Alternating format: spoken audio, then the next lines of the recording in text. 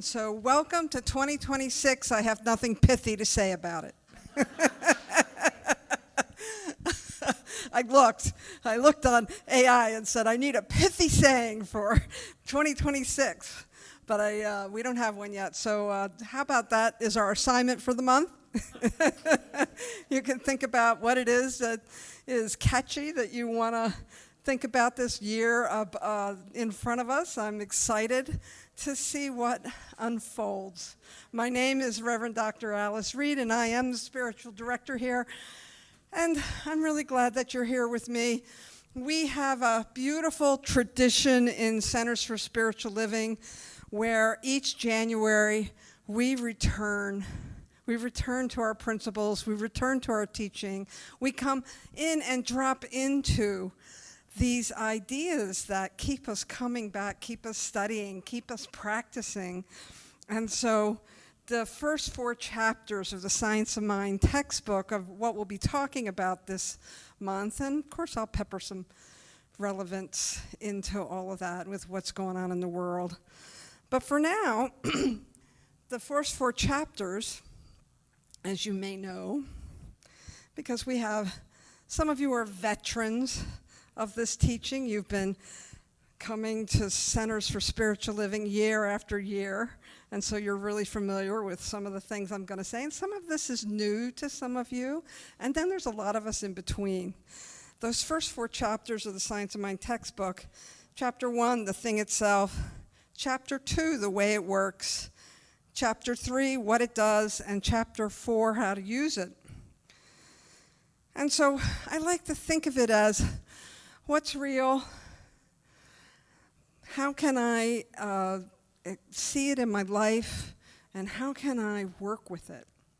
And so those are some pretty big ideas and some pretty big shoes to fill. But I think Ernest Holmes does a nice job. I can picture him writing these first 4 chapters and wanting to be kind of cute, right? So he has the thing itself and what it does and the way it works and how to use it. And he keeps referring to the divine as it, with a capital I. And so this thing itself that we're looking at is the truth of reality in and of itself. And when we begin to dive into this idea of the nature of reality, well, I don't know, if you were at a cocktail party and you said, let's talk about the nature of reality. Conversation stopper right there. It's a big idea, and so I want to sort of boil it down for us a little bit, make it relevant, bring it home for us. And we're not talking about fixing your life. We're talking about looking at how we can be in right relationship to life. How can we be in right relationship?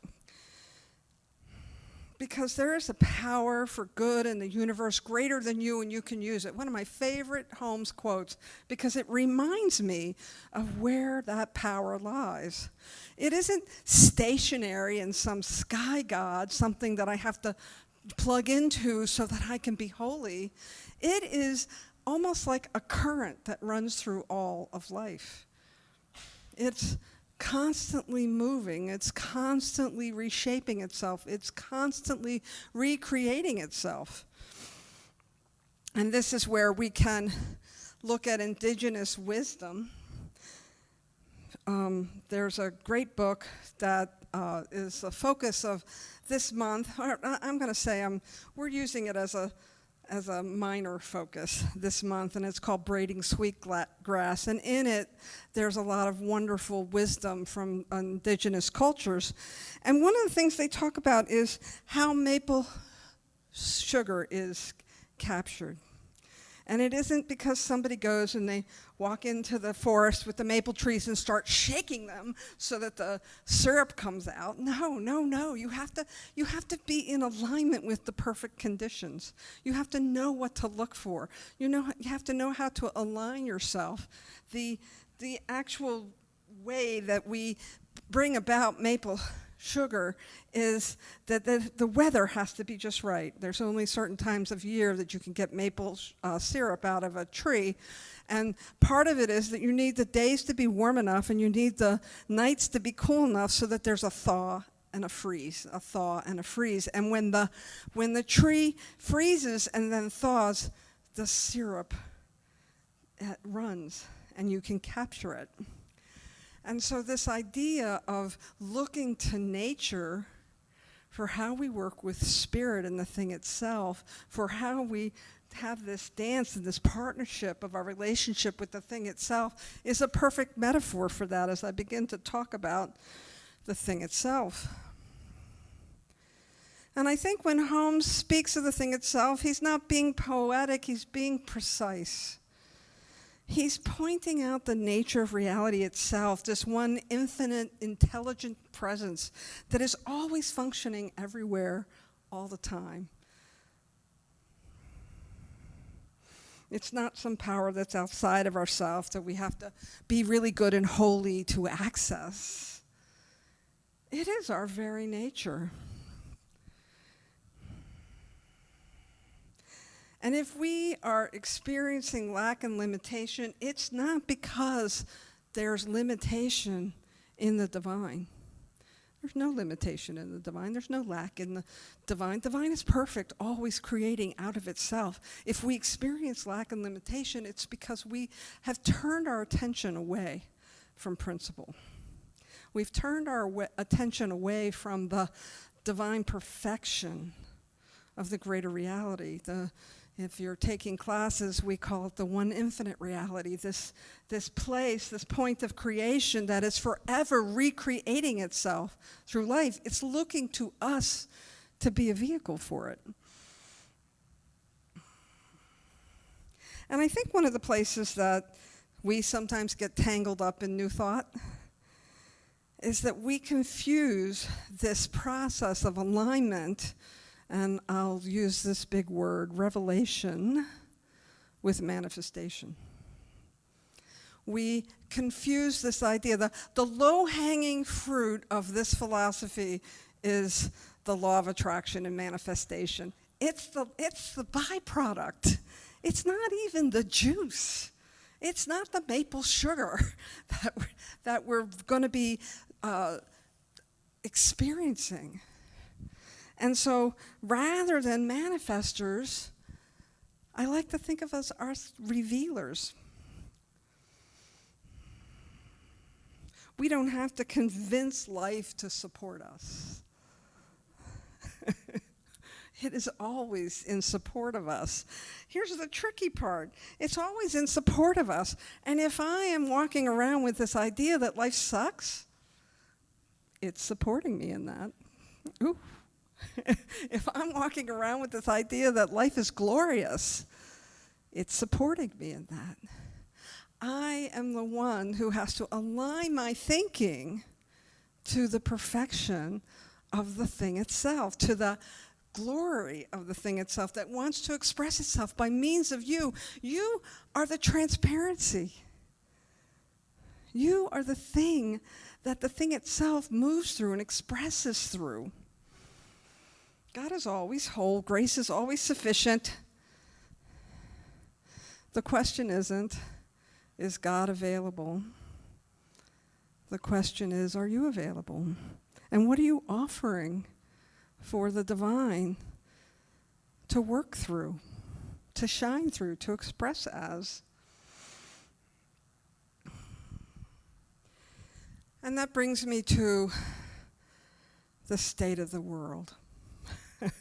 The state of the world. We have a lot of turmoil in the world these days. There's lots of things that we can be concerned about and upset about or happy about or sad about. Science of Mind does not ask us to ignore that. It does not ask us to put our head in the sand and pretend nothing's going on. It asks us to work from principle. It asks us to pay attention to our thoughts and our actions and the way we respond or react to life. Ernest Holmes was deeply influenced by a man named Judge Thomas Troward. And Troward has this wonderful ideation of creation. And he breaks it down into two categories: first cause and secondary cause. First cause is principle. First cause is those immutable qualities of God, like beauty and joy and love and freedom, peace, intelligence. Secondary cause is everything else. It's the conditions that we experience. It's events, systems, politics, economies, conflicts. And I want to, maybe I'm the only one. I get really caught up in secondary cause. I open the newspaper, I'm scrolling the headlines. Secondary cause is in my face. How about you? Yeah. It's constantly in my face. And it's so easy to forget that this is secondary cause and not first cause. And I'm glad that I'm aware of what's going on in the world, because that allows me to do something that I have here's my pithiness, P-I-T-H-Y, if you're not familiar with that word, because I'm not saying pissiness. It reminds me to do something within myself, and that is that I need to stop, I need to drop, I need to align, and then I need to respond. I need to pause and take a breath when I'm seeing what's going on in the world before I start to react to it. And then I need to drop into consciousness and align myself with what it is I want to experience. What is it that I'm looking for? Am I looking for peace? Certainly you're not looking for upset turmoil and messy situations. Anybody here, is that what you're first looking for in the world? No, not at all, not at all. Maybe. Eric says maybe. Yeah, maybe. Sometimes we need a little excitement, right, to spice things up. But if you really want to be in service to the one infinite reality, if you really want to experience life at its fullest, we want to align ourselves with principle. We want to align ourselves with those highest ideals. And then, and only then, once we are clear about what it is that we want to manifest and what it is that we want to experience in the world, then we can respond. Because when I respond from principle, my actions are God-centered. My actions are divine-centered. They're not centered in my ego or my idea of right that says your idea is wrong. We got a lot of that going around.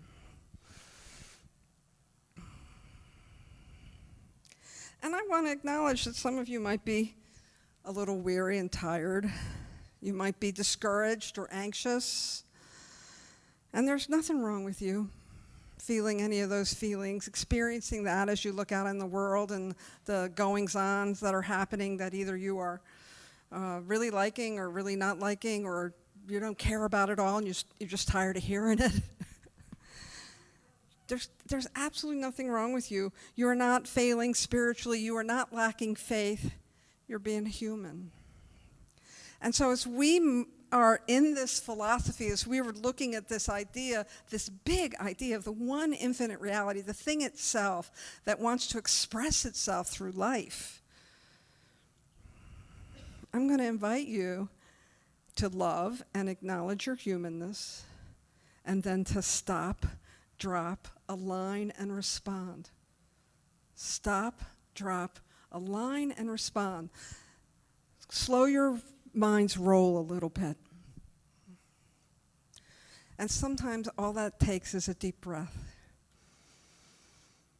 And then drop into consciousness, that place within you that always knows the divine reflection of itself. And then to align yourself with those ideas, those principles, those qualities of God that you want to experience. And then to respond from that. Could you imagine, just imagine a world where our leaders did this? Where they stopped, dropped, aligned, and responded? Yeah. I feel a lightness in my chest when I think about that. I feel a lightness in my body temple when I imagine a world where we are aligning ourselves to beautiful principles of life that are always available to us, and then taking action from a responsive place as opposed to a reactionary place.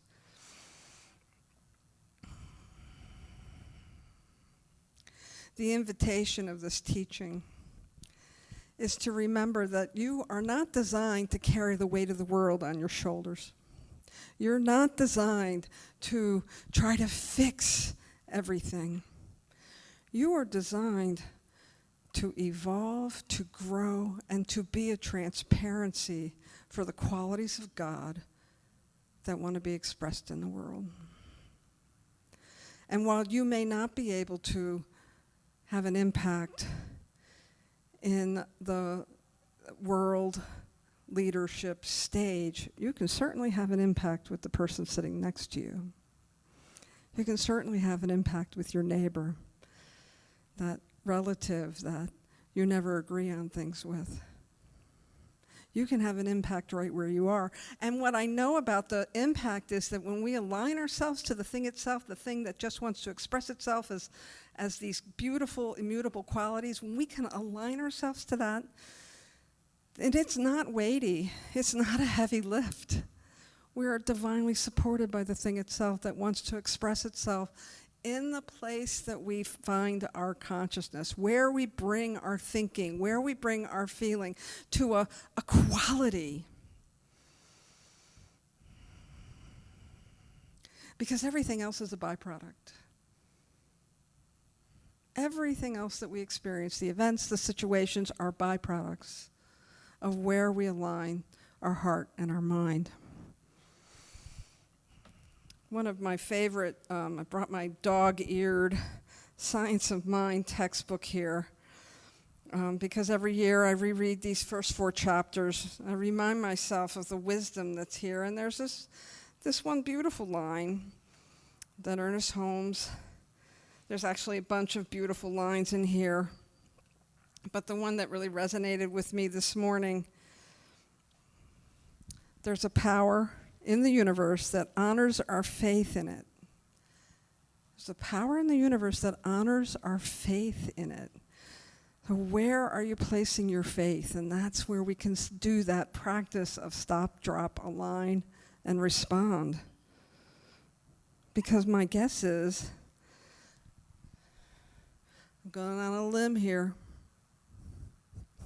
my guess is that the places that you want to align with are beautiful and open-hearted and loving and peace-filled, and recognize the God in all of life.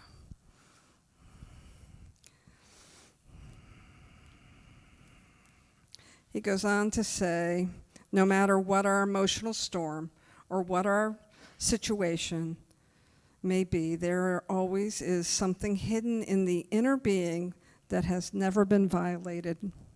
And I want to remind you of that within you is a place that is whole, perfect, and complete, that has never been harmed, that has never been hurt, that is completely aligned with the divine.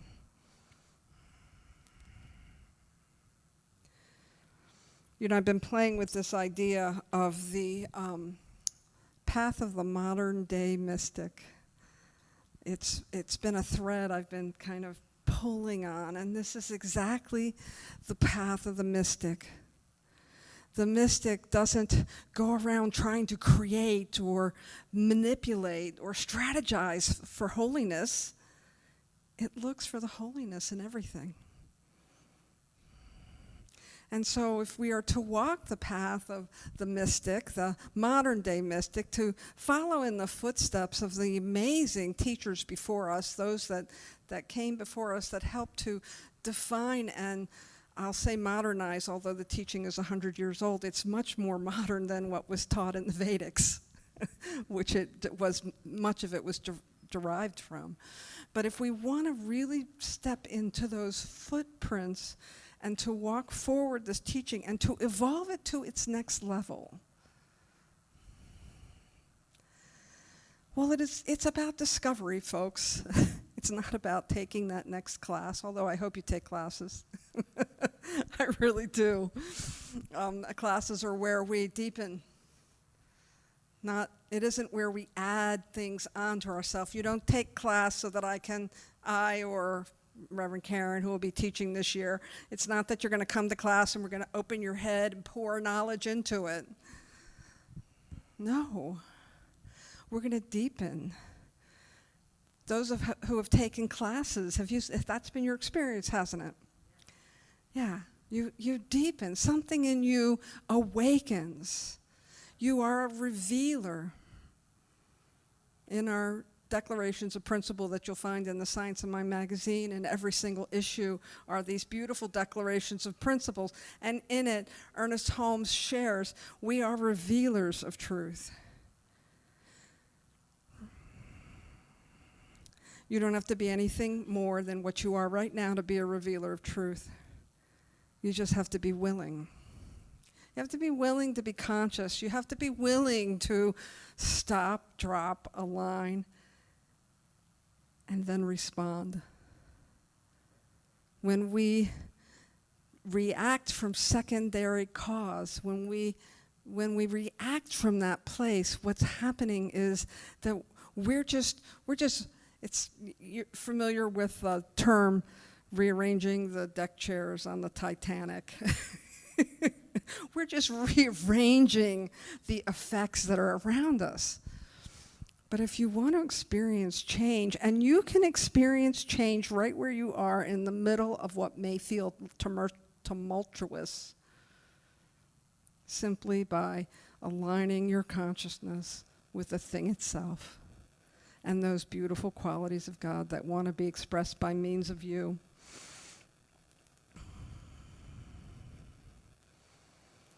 Let's see if I want to remind you that we're working with the law, and I'm not talking about the penal code. I'm not talking about what you might go to see an attorney about. We're working with spiritual truth that Ernest Holmes calls the law. And the reason it's called the law is because they're repeatable principles. They're principles that we see over and over again. And so Ernest Holmes wrote this. I love this quote, which is up here. He basically says that that those that are working with the law are not taskmasters. In other words, the law, we are actually we're the wise ones. When we're working with the law, we are the ones working with wisdom.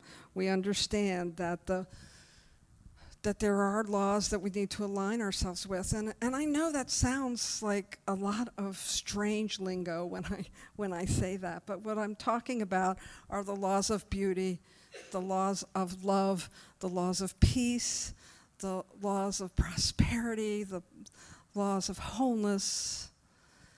If you think of those qualities of God, those are the things that we align with. And so I have a little practice, just a simple practice, and I've already referenced it a little bit, but I want to remind you that wherever you find yourself this year in 2026, wherever you find yourself, you can do this. If you find yourself, even with the good stuff, right? The stuff that you want more of, all you have to do is stop, and that involves pausing. And sometimes, in order to drop into consciousness, we need to do something physical. And you could do a slow, deep breath to remind you that you're drawing your energy inward. You can pay attention to what you're feeling in your body temple. as you take that breath. And then as you exhale, you can release it. And that's the stop and drop. And then you can remind yourself, first cause first. First cause is first. And ask, what is it that you truly and ultimately want in the moment? Beyond the ego striving for right and wrong, beyond the need for justice and whatever it is that has got you passionate, when you stop and you drop and you take that breath and you let go of whatever you're attached to, what is it that you ultimately want? Because there's something underneath that. I guarantee it. But if you don't stop and drop into consciousness, you'll miss it. And I promise you, it's a gift. It's a gift of the divine that wants to experience itself as you. And not only is it is a gift to the divine, but it's a gift to you as well, and it's a gift to everybody you are in contact with.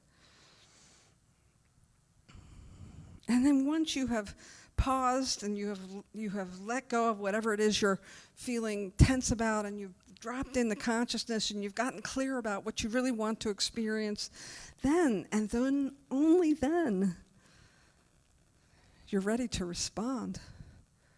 You might be ready to take some action. You might be ready to just be quiet. There'll be something obvious that'll come forward for you. And you will be aligned with spirit. And it won't be heavy. It'll feel grace-filled. It won't take effort. It'll be organic to who you are. And something good will come of it. This year's global theme is open at the top. And when we say open at the top, we're not talking about striving for something more. We're talking about taking the ceiling off of our understanding and deepening our understanding so that we can continue to grow and evolve this very relevant and needed philosophy in the world. I want to remind you that the divine's nature is your nature. That if everything is God, if everything is spirit, everything, that means we are one with it. That means we are spirit expressing. The thing itself is always present, but are you? Thank you very much.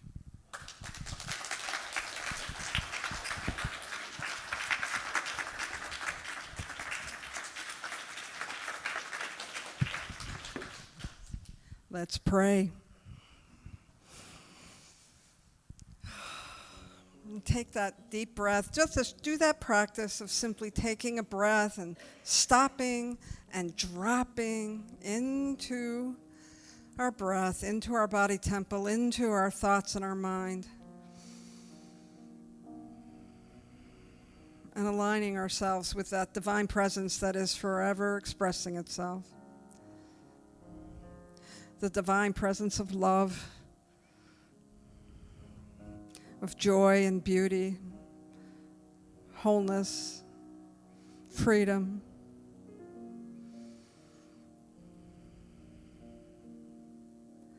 And knowing that these qualities of God are qualities that we can express, qualities we can embody. For we are one with the divine. Just as the wave is never separate from the ocean, we are never separate from the thing itself. And I know for each one here that we accept the mission before us to align ourselves with the divine and then to respond to life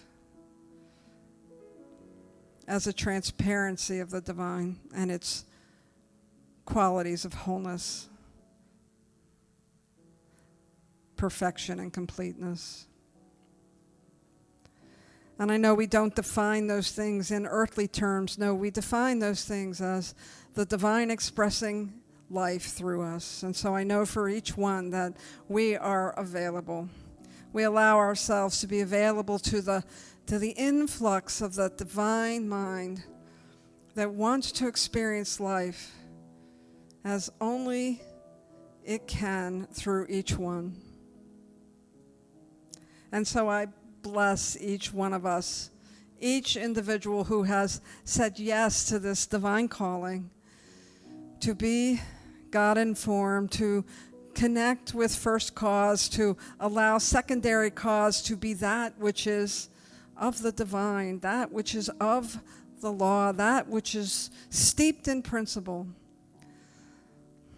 so that we may lift ourselves up and all those around us, so that we may be the walking, talking embodiment of those divine qualities that we want to see in the world. And as I surrender my mind and my heart to these words, I know that they are true for me and they are true for everyone within the sound of my voice, that we are all walking the path of the modern day mystic. We are all allowing ourselves to see holiness everywhere. And it is with a grateful heart that I know this highest truth for each one. As we simply exhale again after taking a deep breath, letting go, trusting, allowing, as we say together, and so it is.